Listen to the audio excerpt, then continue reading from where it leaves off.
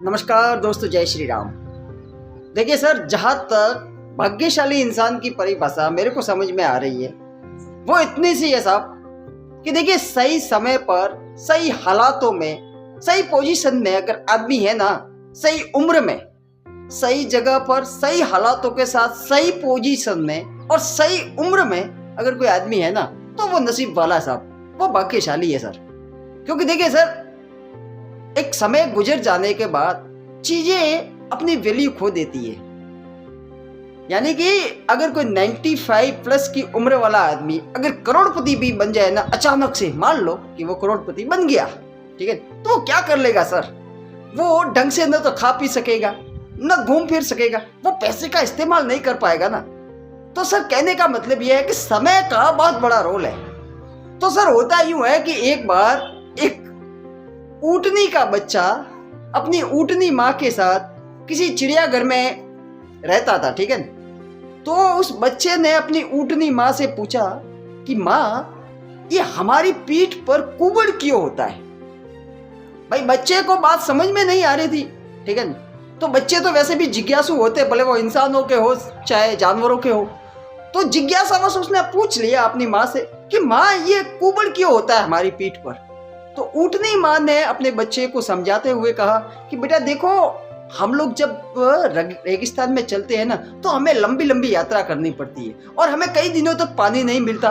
तो इस कुबड़ की वजह से प्रकृति ने हमें ऐसी बॉडी दी है कि इस कुबड़ की वजह से हम पानी को एक स्टोरेज की तरह इस्तेमाल कर सकते हैं और हम लंबे समय तक बिना पानी के भी रह सकते हैं, जीवन जी सकते हैं। इसलिए प्रकृति ने हमें कुबड़ दिया है। बच्चे को बात समझ में आ गई। बच्चा बोला बात तो ठीक है।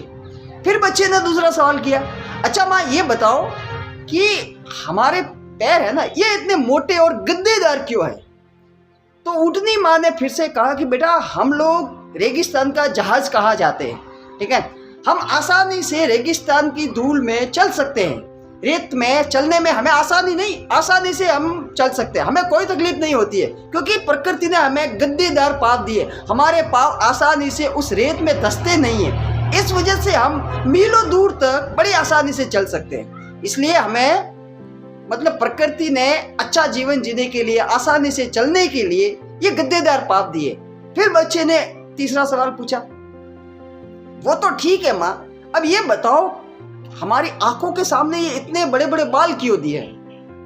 तो बच्चे की ऊँटनी माँ ने फिर जवाब दिया कि बेटा, हम लोग राजस्थान में कई बार रेगिस्तान में चलते हैं ना, तो रेगिस्तान में हमें मीलों दूर जाना पड़ता है और रेगिस्तान में अक्सर धूल भरी आंधियां चलती है। तो वो धूल हमारी आंखों में न गिरे, तो हमारी आंखों की रक्षा के लिए, प्रोटेक्शन के लिए प्रकृति ने, ईश्वर ने हमें लंबे लंबे बाल दिए, ताकि हम आंधी में भी आसानी से चल सके और ज्यादा धूल हमारी आंखों में न गिरे। तो जो बच्चे ने अगली बार जो सवाल किया ना, तो उसकी माँ का मुंह बंद हो गया सर। बच्चे का चौथा सवाल ये था कि माँ, जब प्रकृति ने हमें इतनी सारी सुख सुविधाएं दी है, ठीक है, इतनी सारी क्षमताओं के साथ भेजा है, इतनी सारी पोटेंशियल दी है, तो हम इस पिंजरे में क्या कर रहे हैं? हम इस चिड़ियाघर में क्या कर रहे हैं? भाई हमें तो कहीं और होना चाहिए था, ठीक है। इतनी सब कुछ सुविधा होने के बावजूद भी हम यहाँ पे क्यों है? सर कहना सिर्फ इतना सा चाहता हूँ कि भगवान ने भी हमें जीने के लिए बहुत कुछ दिया है सर। एक स्वच्छ शरीर दिया है, एक शानदार दिमाग दिया है, बुद्धि दी है, ऊर्जा दी है शरीर में भरपूर। सर हम लोग अपनी बुद्धि का इस्तेमाल करके, ऊर्जा का इस्तेमाल करके, अपनी बॉडी का इस्तेमाल करके सर जो चाहे ना जीवन को उस मुकाम तक पहुंचा सकते हैं। फिर हम क्यों रोते हैं सर? फिर हम क्यों रोते? प्रकृति ने देने में हमें कोई कमी नहीं छोड़ी है सर। भगवान ने हम इंसानों को इतनी क्षमताएं दी है सर कि हमसे ज्यादा क्षमता किसी को दी ही नहीं है सर। हम लोग प्लान कर सकते हैं, विचार कर सकते हैं, हमें बुद्धि दी है सर। जानवरों को ये इतनी ज्यादा बुद्धि नहीं है सर। हाँ, जानवर प्लान नहीं कर सकते कि भैया मेरे को 1 तारीख को बॉम्बे वाली फ्लाइट पकड़नी है, या फिर शिमला जाना है, कश्मीर जाना है, इंग्लैंड जाना है, यूरोप जाना है, ठीक है। जानवरों के पास ये प्लानिंग करने की क्षमता नहीं है सर। ये सिर्फ और सिर्फ हम इंसानों के पास है सर। जब भगवान ने हमें इतनी सारी क्षमताओं के साथ भेजा है, शरीर में इतनी ऊर्जा दी है कि हम अपनी ऊर्जा से कुछ भी कर सकते हैं, जो सपने चाहे ना उन सपनों को पूरा कर सकते हैं सर। फिर हमें रोने का हक नहीं दिया सिर्फ भगवान ने, फिर तुम्हें रोने का हक नहीं है। ईश्वर कहता है कि देख मैंने तेरे को सारी क्षमताएं दे दी है, अगर तू इनका इस्तेमाल नहीं करेगा ना, फिर मुझे दोष देने से कोई मतलब नहीं है। फिर घड़ी घड़ी मेरे को दोष मत देना कि ईश्वर तूने मेरी किस्मत खराब लिख दी।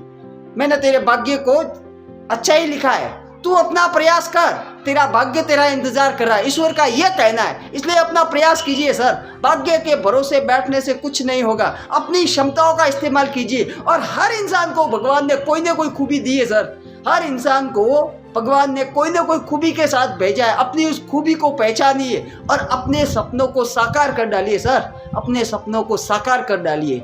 जय हिंद।